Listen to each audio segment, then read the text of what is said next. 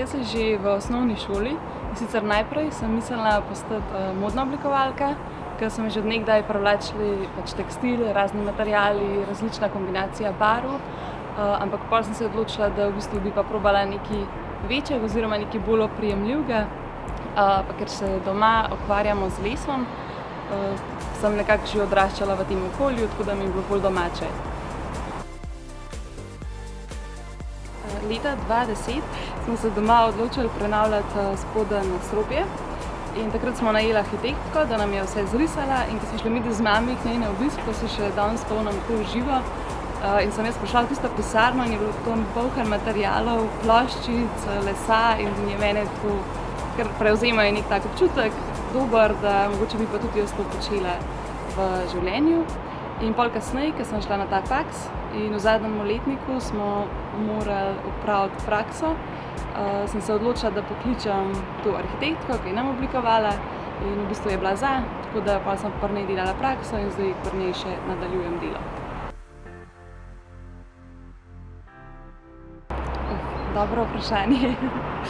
V bistvu je to delo sestavljeno, res je raznoliko. Ti si kot nek dirigent orkestru, ker moraš najprej narediti nek načrt, 2D načrt, potem se lotiš 3D vizualizacije, renderja in nato v bistvu izbora materialov in še delo s strankami, pa delo na terenu, pogovarjanje z izvajalci, tako da v bistvu moraš biti res pozoren na vse elemente dela. V katerem najbolj uživam, če bi mogla takoj reči, je to mogoče izbor materialov pa 3D oblikovanje, ampak v bistvu, ker se najdem in v tehničnem tipu in v kreativnem, mi nekako vse ustreza, da je malo tega, malo tistega, tako je res pisano.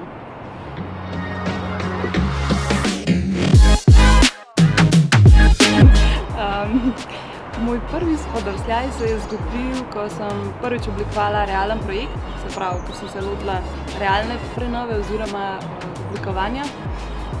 In sicer sem naročila premalo kvadrature keramike in to je bilo res pomembno, ker so bile ploščice z nekim vzorcem, ki se nadaljuje.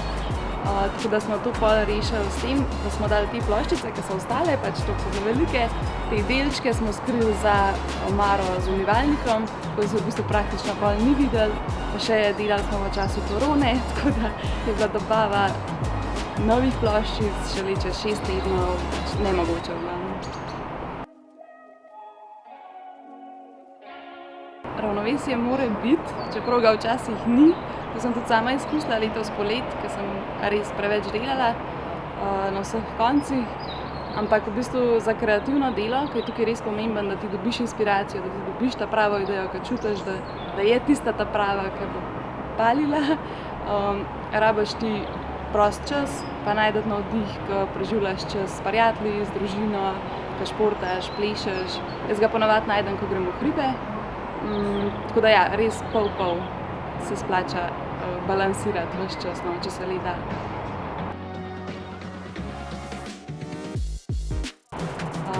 Enkrat bi rada odprla tudi svojo firmo, svoje podjetje, svoj studio.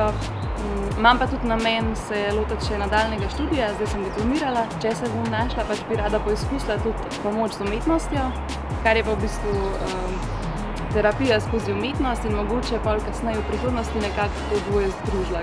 Ker vse vpliva na našo podzavest, se ne zavedamo, svetloba, barva, oblike, ovalne, ostre, to vse v bistvu vpliva, ampak še ne namenjamo toliko pozornosti temu.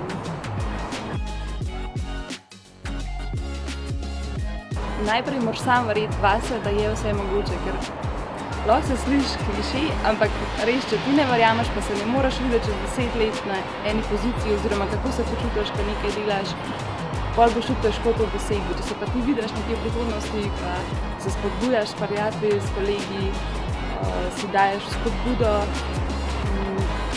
ti pa lahko rata. Treba imeti visoke cilje, visoke sanje, da jih pa vsaj pol dosežeš.